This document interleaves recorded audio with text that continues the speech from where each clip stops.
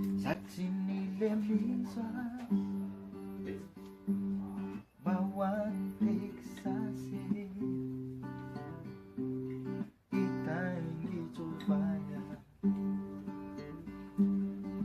Anes Amerike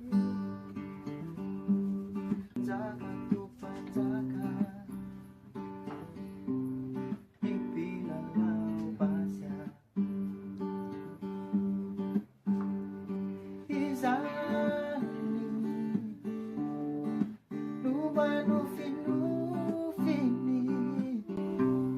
Afya natialu kini sefere namu ginadwatwa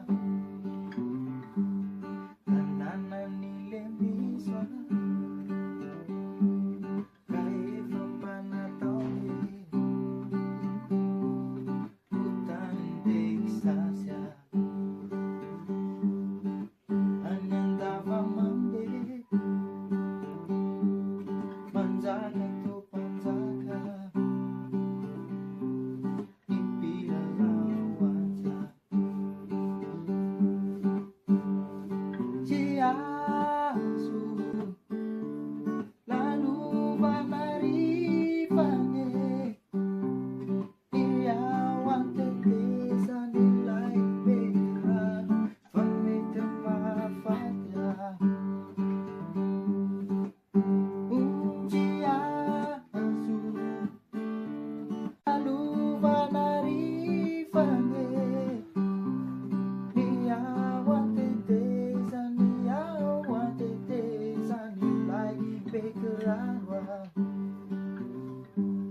Ifufu nilemiswe